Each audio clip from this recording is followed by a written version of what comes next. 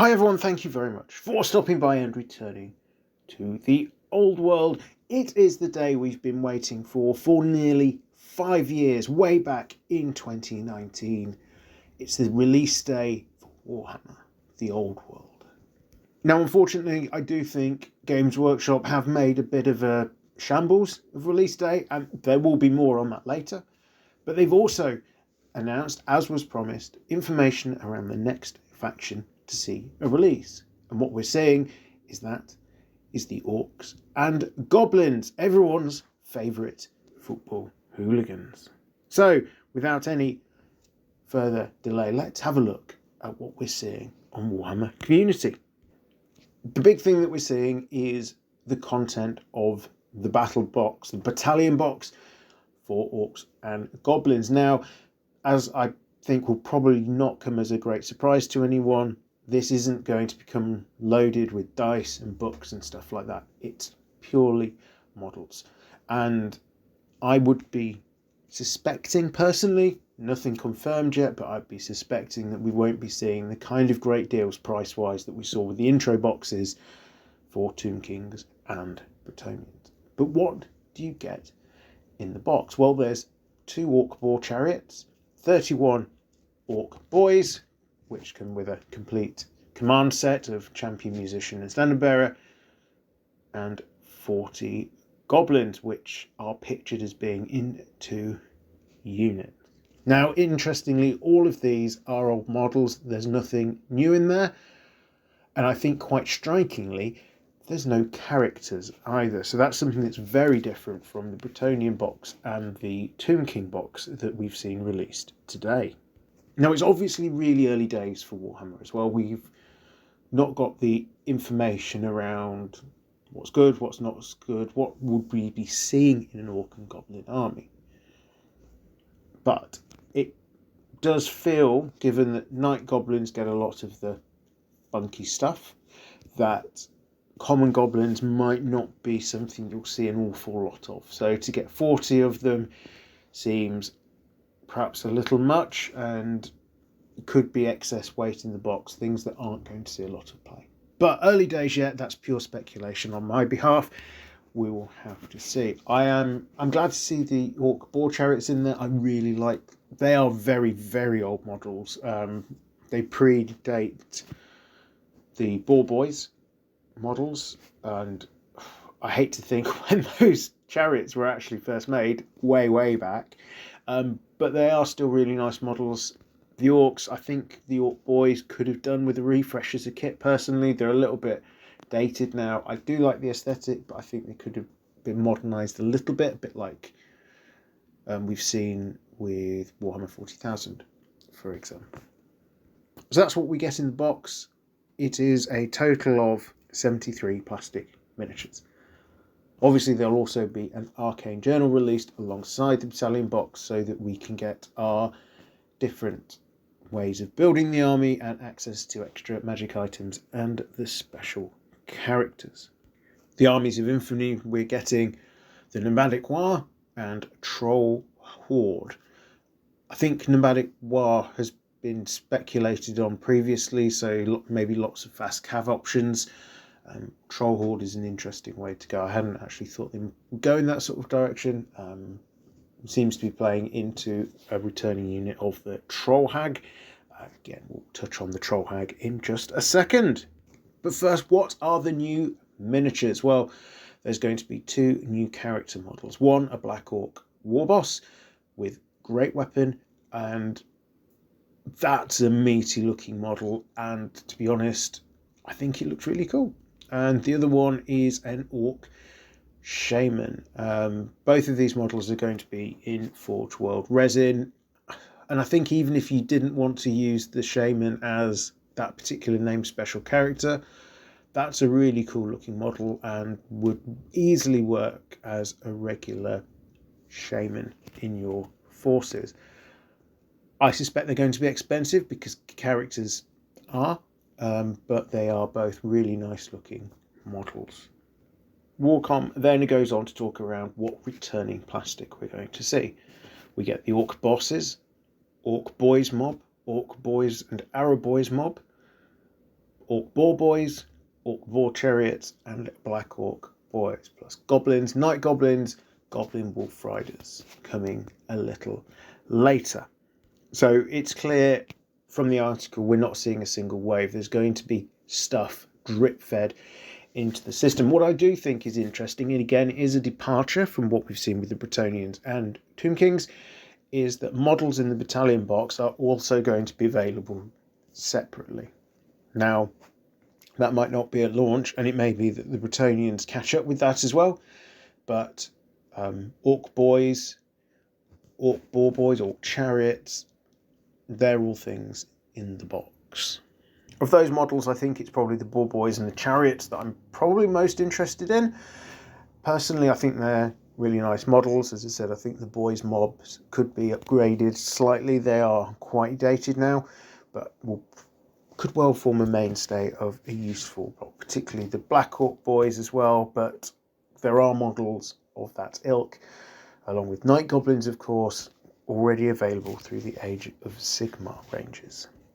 In Forge World Resin, we're seeing a return of some Orc and Goblin command sets, also the Troll Hag and Bone Grinder Giants. Now, I don't actually recall the Troll Hag or actually any of this resin stuff from previous editions. Now, that is most likely, I think, because, let's face it, they were Forge World stuff and people didn't buy that as often because it was a lot more expensive even than Games Workshop prices. So interesting to see these sort of figures, and having had a look at the picture of the Troll Hag, that does look like quite a cool model. So definitely something of interest for anyone wanting to go down the troll heavy route.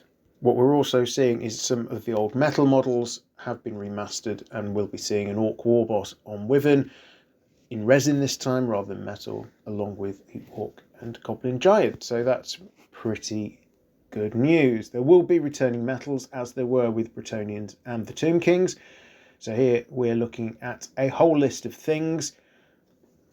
We've got Goblin Shamans, Bosses, Skulkers, the Rock Lobber, along with Goblin Bosses, Wolf Rider Bosses, a Bolt Thrower Doom Diver, Wolf Chariot, some Orc Shamans, Big Uns, Snotlings, the Snotling Pump Wagon, which was always a laugh, Common Trolls, and Classic Orders. But that is not everything. There is even more. There will be a made to order, and that will include the Marauder Giant, which, if memory serves, is an absolutely classic miniature.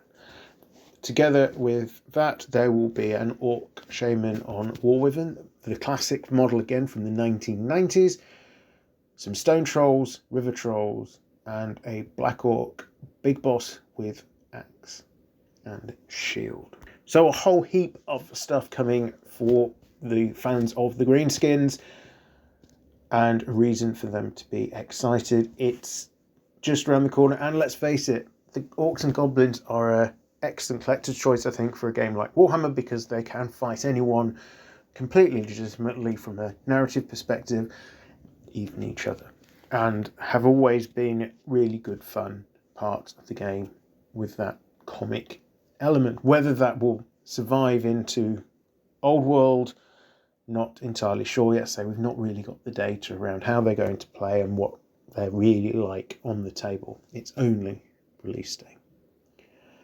And that takes me to release day.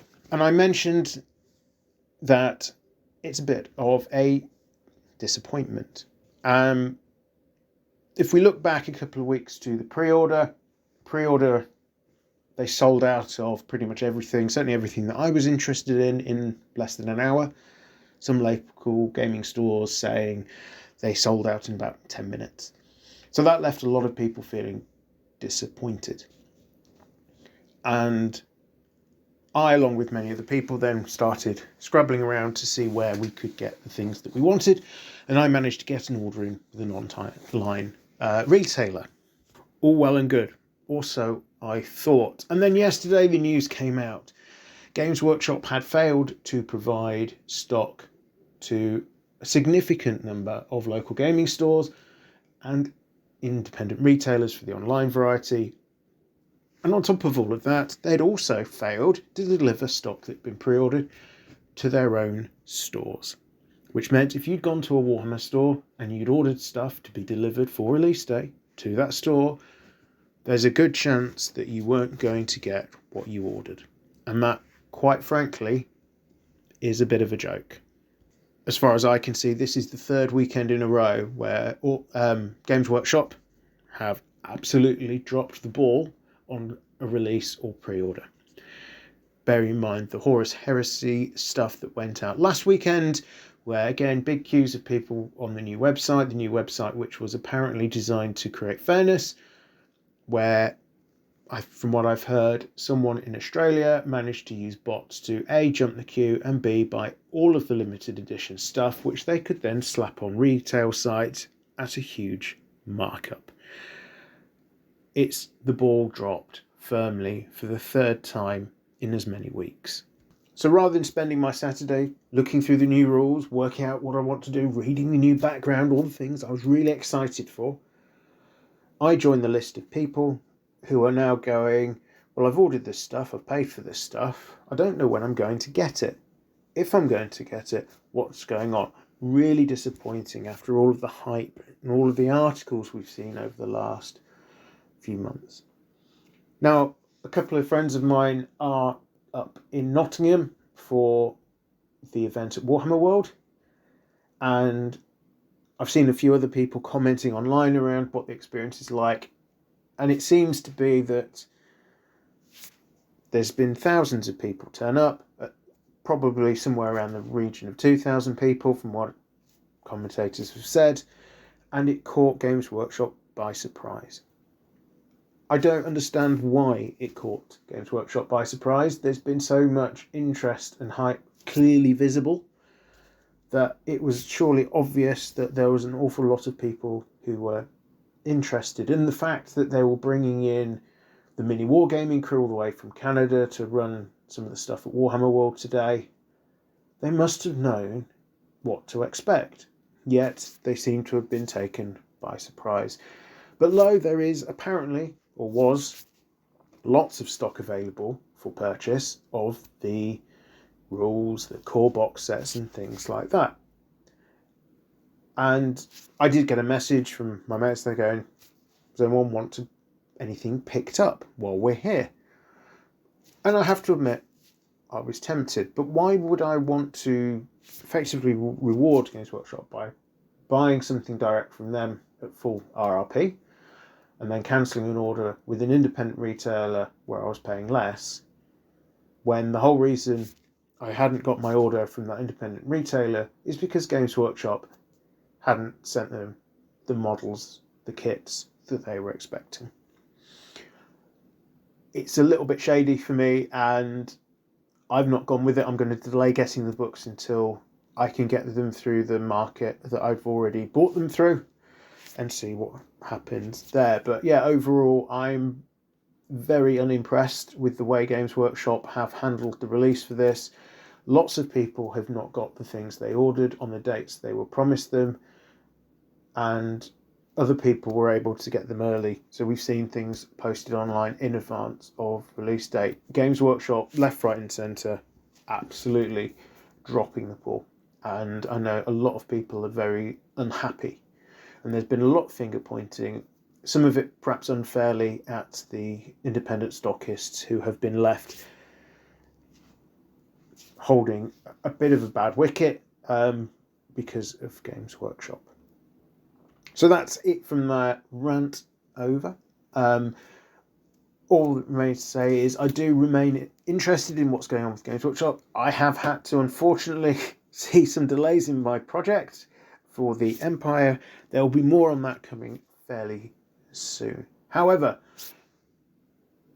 all I can remains to say is thank you very much for listening. I am returned to the old world. I hope you got what you wanted. Have a great day.